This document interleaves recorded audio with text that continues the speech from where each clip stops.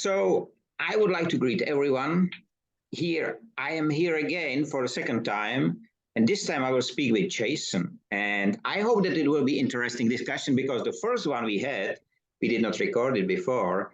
It was quite interesting. Today it will be shorter because we use Zoom, and Zoom will allow us only 40 minutes or 30. I'm not sure how it will be done. So nice to see you again. Jason, Pleasure. you are right now in US Florida, if I'm not wrong.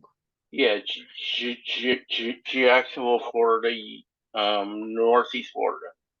I have read a lot of news that currently still the smoke from Canada fires, it's covering the US. Is it reaching up to Florida because it's quite far away? It's mainly on the northern U.S. towards Chicago in that area, but it is creeping down. I saw the National Weather Service map yesterday, I think, and Atlanta had air quality issues, and Atlanta is about 6-7 hours away north of Jacksonville. Oh, okay, so it does not reach you. I will have a quite interesting topic. I have to tell to the audience that generally we are not preparing for this talk. So Jason does not know what we will speak about, and even me, I don't know. So it's the best way. We speak today on several events. We spoke about the future of language. Yes. And because you are using language in teaching the others the skills which you have, you are supporting them, you are using it for your work. How important is language for you? Language is extremely important to me. I was actually on a webinar a few days ago. We were talking about access and functional needs and emergency management, and we were discussing how to bring trust in to communities. Anyway, and we're talking about language, but at the same time, with language, there's also dialect within those languages. So when you're not, I mean, you can go in a you can go in a community, talk about Oasis World, and but to get the words correct, I guess you need to understand exactly where you are in the country and what dialects of that language are spoken. I mean, there are subtle variations sometimes.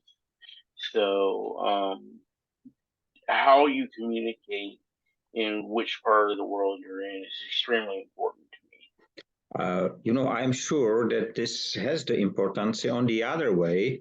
If you have something which really speaks, we call it the language of efficiency in Industry 5.0. I speak from my heart to your heart. So the ears are just something and the mouth is something which is just a transferring. But in fact, that's a different kind of communication. And if you look around you, if you look at animals, even plants, they communicate. We do not understand them, they do not have any writing for and so on, but still they are able to communicate. And for sure, we touched one topic on Wednesday where we said that sometimes you have the feeling that your mom will call you or that there is something wrong. At that moment, ring the phone. And so it's even this non-verbal long distance communication, which some people who are religious, I'm not, can speak about the word of God or anything else, so something connected. The scientists can speak about difference. But I think that it's another level. And this is exactly as you speak about the need to deliver the right message to the right people. I think that even more important than the grammar itself or the language itself is the message which is being delivered.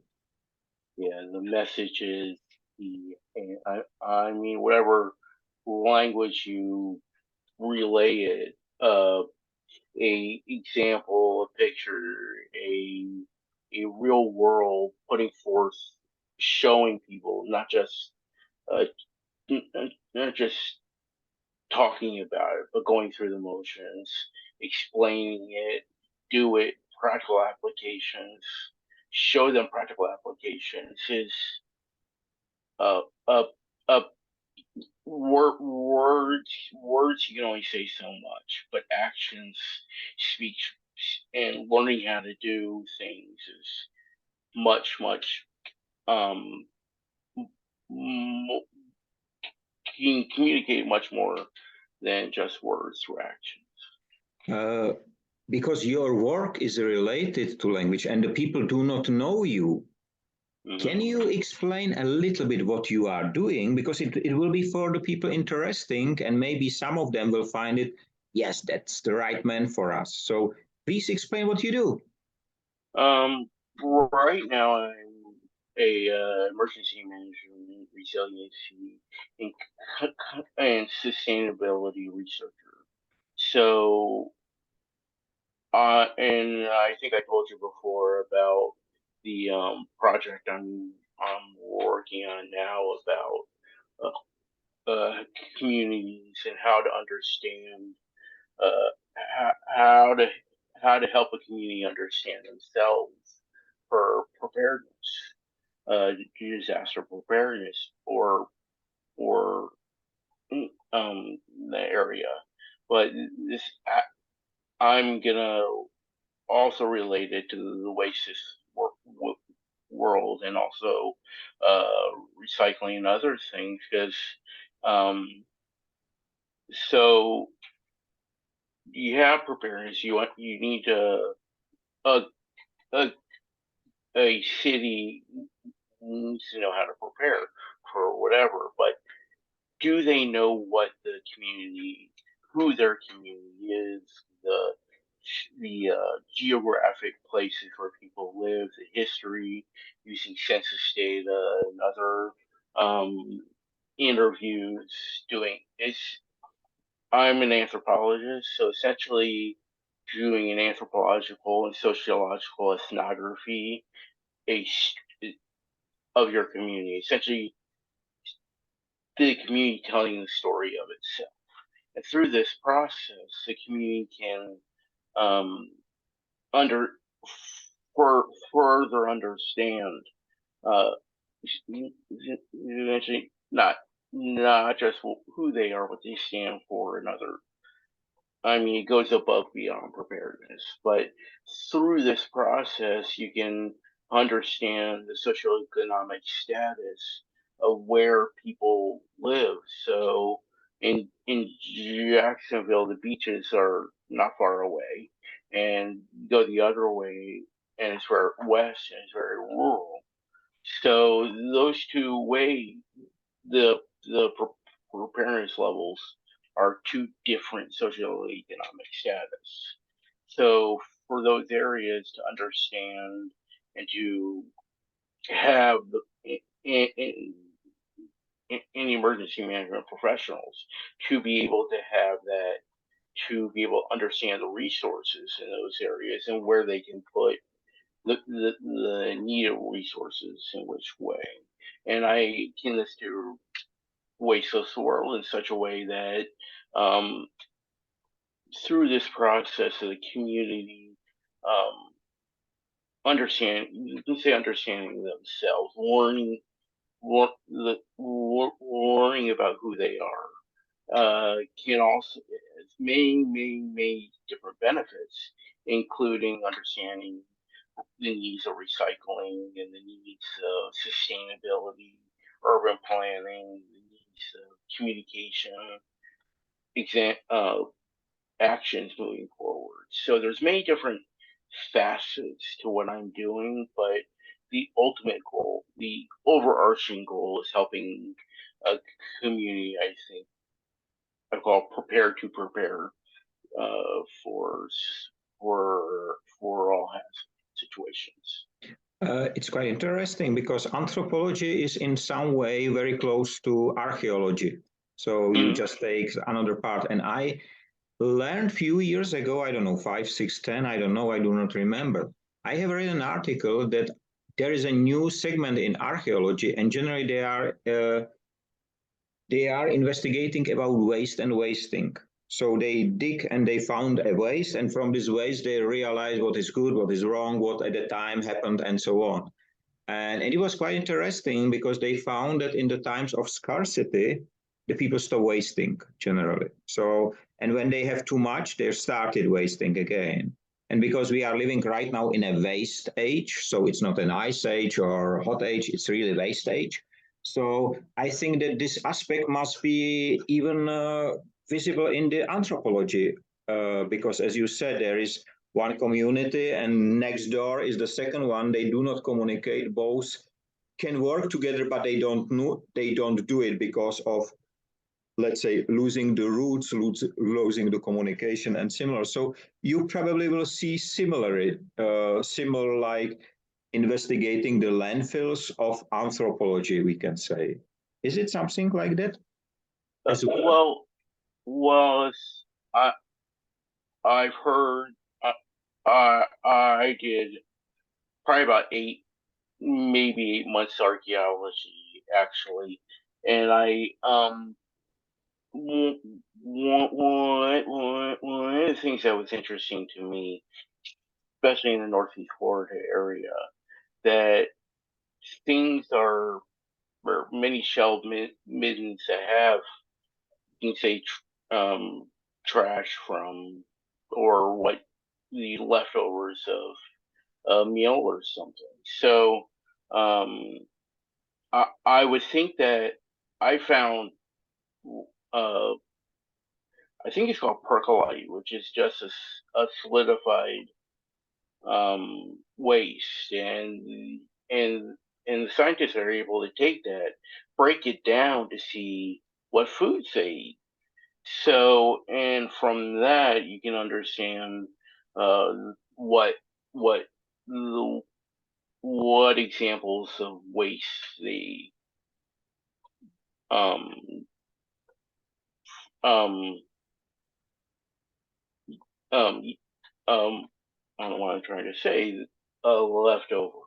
So, but also in more recent times, there, and I don't know much about it. There's also a field of industrial archaeology, which they go to. Um, uh, I'm pretty sure it's old industrial areas that they do the history, understand, visit it, see what's there, and essentially understand what the area what that area means to the community, and also what that was left over. And I can imagine going to one of these places and seeing all types of different kinds of uh, unrecyclable materials that may somehow end up in the oceans or other places. So archaeologically, I think it's fascinating. It's fascinating what we can learn from the past to help us preserve the future. I think that generally, if the future archaeologists will dig up this time, they will find only landfill. So that will be not a nice picture. I On the other agree. hand, I think that anthropology is much more closer to religion. So because it's about the behavior of people and so on. And I I studied for myself different religions, so really just from the books and so on. And but it was a long time ago. It was 30, 40 years ago. And I do not remember if any of the religious books in any was anything about waste and wasting, to be honest. I don't know whether it's in Bible or in Old Testament or anywhere else, Islam. I don't know. To be honest, I will be very interested whether somewhere was mentioned don't waste. Because I think Yeah, that so I, I, I, I, I've, I've never thought about that before. Actually, thank you.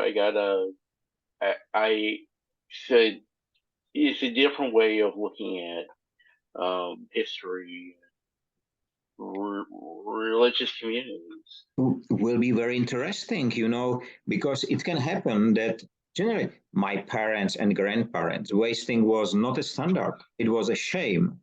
So Yeah. I think that at the time when the books like Bible and the others has been written, let's say, for the first time, or let's call it so, uh, that it was the time when wasting was shame. So there was absolutely nobody was intentionally wasting. So it was probably not necessary to put it in the books. I'm not sure. I'm not sure. Even now, there is not a single legislation in the world, not a single one, which has waste prevention legislation, or even the definition how waste is created is being part of the legislation. Not a single country in the world, even not countries like Japan, even Korea, which are called for their environment friendliness and so on. But even the countries like Hawaii or small island countries, not a single one, not a single one have it. That's interesting. Wow. This is why I asked generally the United Nations to add the 31st article to the General Declaration of Human Rights. And that will be the right not to waste. Well, Unfortunately, no response, but I read a book, and this book I absolutely opened my eyes in many different ways to historical societies and moving forward. Guns, Germs, and Steel by Gerald Diamond. I absolutely love that book because not only does it describe the rise and fall of civilization, but it also describes the where the geographic areas and how that rose and fall civilization. I I kind of wonder with even today what um not non-recyclable non not non-waste things that or actually wasteful things have been transmitted between uh countries and around the world that may or may not have it. I mean, they all have an impact. They all have a gigantic impact, but we're all not alone now. One country is not separate from another country. It, this is a global world, literally. It's. But I would also think that having like you said, a definition or a holistic goal for the United Nations that it would be absolutely key. I don't know about this is I haven't seen anything in the UN sustainability goals. no. I have to take a look at that to see if what what goal may be related. What I'd be interested to see. On the other hand, in every legislation is written waste should be prevented. That's written there as a one sentence. But nobody explain what is waste. Nobody explain how to prevent it. It's just let's say pretending that we are doing something, but we are not. I spent this 8 years on writing this document, so 8 years for one page. I never spent so much time on writing one page. I am publishing a lot of, and I spent 8 years on this legislation. On the other hand, it's quite interesting to see it and the first countries to ask whether they can implement, because in factories they implement right away. So simply it is. And the same can be done in the government. But coming back to the language, which we started with, Sure. I just recently came to very interesting, after these discussions I had this week, I came to a very interesting topic. There is one thing which is in every single language in the world. Mm-hmm. Do you know what it is? Every single one is this. I don't know whether to call it item. It's not a word generally. It's something which is in the language itself included, but it is in every single one.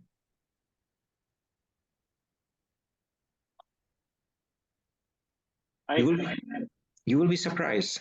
It's What is it? silence. Silence. Silence is in every single language. Interesting. Just now you was the proof.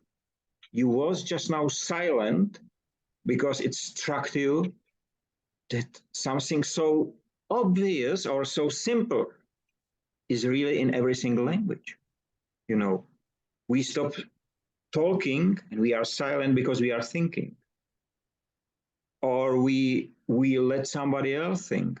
And unfortunately, silence is used as a to rise up the fear as well. So it can be used as a tool, as a something, but it is there.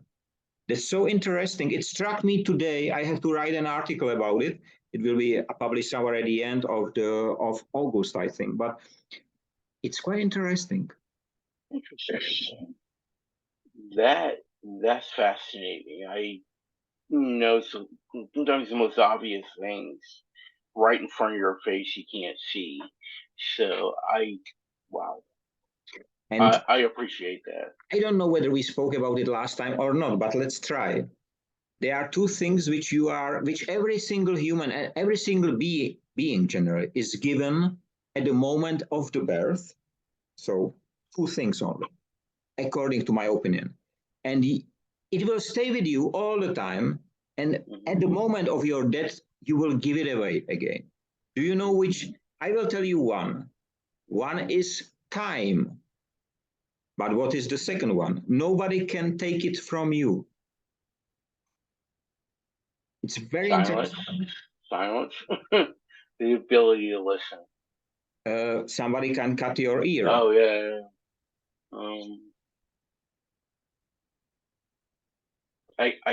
Yeah. Let me surprise you for the second time. Okay. It's the shadow. Your shadow. Nobody can take it from you. Interesting. It will be for you all your life. And there is one more interesting. If you light up candle, you will not see the flame. Mm-hmm. You see the candle, but not the flame. The flame does not have a shadow. You can try it. It's very interesting. I didn't know about it. I saw it somewhere and I tried. Really, there is no shadow of the flame. So your shadow is uniquely yours. It Exactly. is. That's fascinating.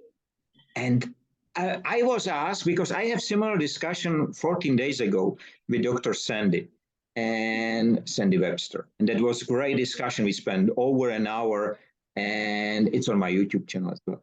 And she was surprised as well, and she gave me the question which I was surprised about. She said, "And what is the shadow for?" I was not able to answer this question. I know that when there is a hot weather, you look for a shadow of a tree or a house or something like that. Maybe is shadow our indicator? I don't know. But the fact is, we have received it and we will give it away. You know,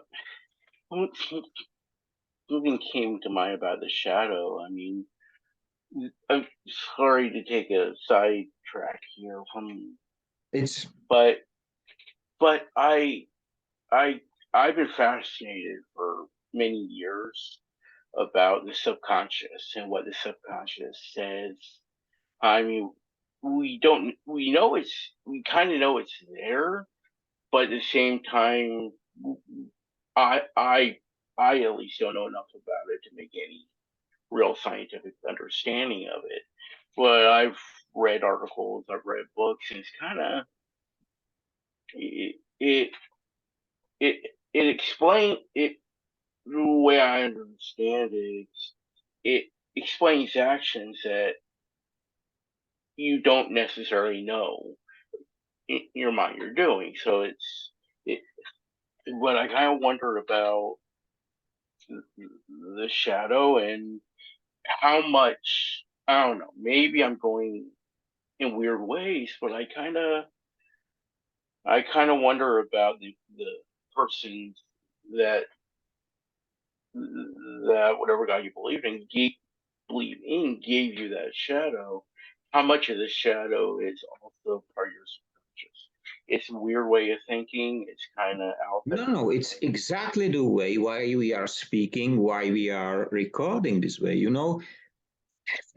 I am not an ordinary guy. You are not an ordinary guy. So these are crazy talks, but they are very deep, And Yeah. I know that you have been able to, the meditation. So there are different types of meditation. And I was in Nirvana 2 times in my life. And I was there in Nirvana before I even know what the word means or what does it mean. I was a kid, 10 or 12, and I really sit on the floor of my room and my astral body was leaving. It left. I saw myself from the top. That was unbelievable. Then I realized I sat there for 6 hours. I thought that it's few minutes. And it was really a strange feeling. And just 10 years later, I have learned about things like meditations and similar.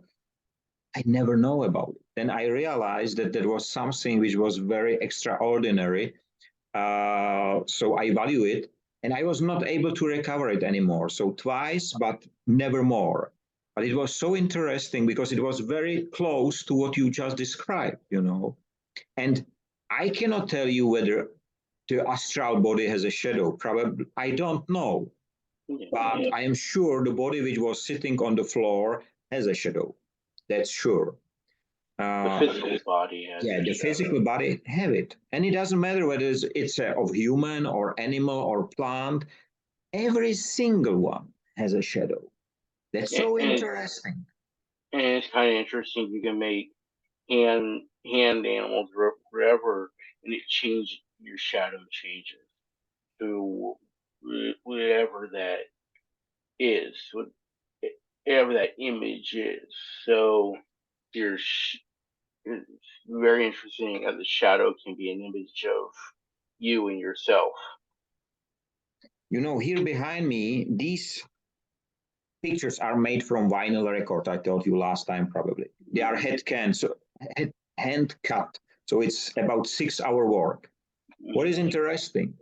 If you put a LED light behind, the light goes through and the shadow of these images can be up to 6 meter high. Wow. It's unbelievable. This is my granddad who passed away generally. When I get this, he was here with me and I put the light through and I know it will make this image. In my entire life, I never get a more emotional present from someone because at that moment he was there and we talk every day and it's beautiful. So it's a very interesting thing that the shadow can create emotion. And you mentioned animals and so on. It's exactly that we can use even the shadow. We can probably even misuse it. I don't know. But we have 10 more minutes to go. Okay, so it's just so it's quite interesting. Quite interesting discussion today. I'm happy that we have recorded. So really happy. Yeah, I have some questions for you about what your I know about a lot of things you've written. I've read your posts on LinkedIn and other. I googled your research, so it's fascinating. And I was curious, how can how can communities out there, how can small communities? I really am interested in small communities. I mean, the New York, Chicago's, LA's, uh, have have their um, systems in place, kind of. But the smaller communities all across the United States and the world, what and I would be extremely interested to talk more about this. But what what one or two things can the small communities um, do practically that can help them in the long run, and also how can those and I'm sure probably when you say them, I can relate them to preparedness in some way. I love connecting dots, so I love connecting things. So Uh, just a it is question I have. generally, I have a similar discussion today in the morning with one of the ladies here. We discussed, she is living in a small village, 250 people, and the village would like to get wasteless. Simply, they would like to get. And the first was, okay, let's get together. Mm-hmm. Let's learn what is waste. That's the first part, because all the types of waste, they have similar groundstones generally. So this is the first step. Every single one must understand. And it's not about long discussions. It's just showing what is waste and what's not. The second is, if they would like to reduce the electricity bill, water bill, and waste bills, they have to share the numbers which they have. So they receive invoices and so on. Let's share it. And let's the city, which has their own invoice, let's share it and put together. Because after that, you can set up a system which will fit exactly their needs. Yeah. And that's exactly about it. The overall general information is the same. So waste, understanding of waste, that's one thing. Getting the numbers. And the third is, let's implement a solution which is not bind to one solution. Like if you would like to have electricity, you have to install solar. That's nonsense. That's nonsense generally, because you are pushing just one solution. But if there is not a balance between the solutions, it will not work. So there will come a situation where it will not work. Here in my country, for example, in the entire country, we do not suffer on a lack of electricity. We suffer on having too much. In the US, it's exactly the same, and they are worrying that the overproduction of electricity will make generally how it's called blackout. Blackout.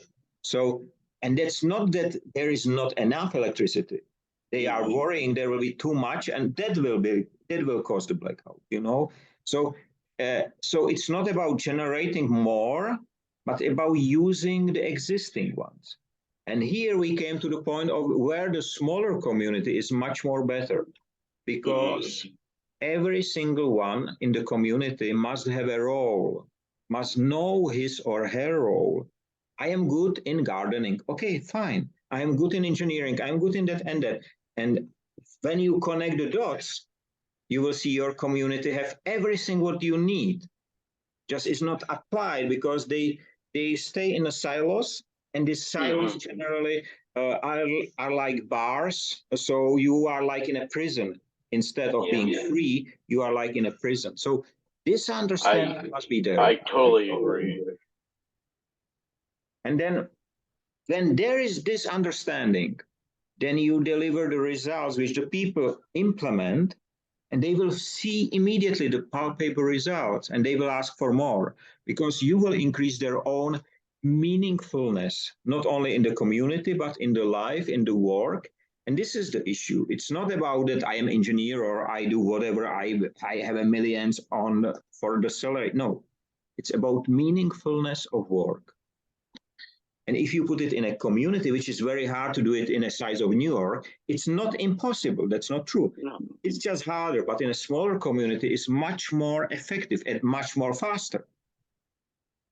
You can tell, you can show it like it's a smaller community doing this. You can actually show results. You say, this community did this, and it's real. I mean, we're not making this up. It's a real solution to what's going on. You show them the data.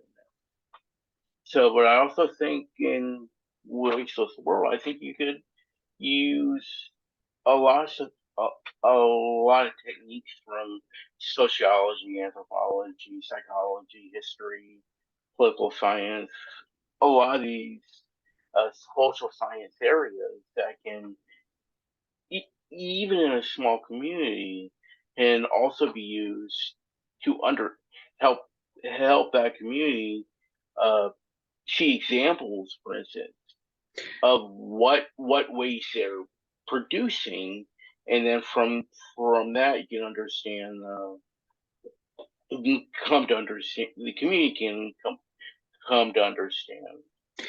The only thing which is very important is that all this information which you just mentioned, academic and scientific, they must be translated in a basic language, in a language which Yes. I will understand. You know, if you start to speak very specific language, I will not understand. Yeah. You know, I do not have this education.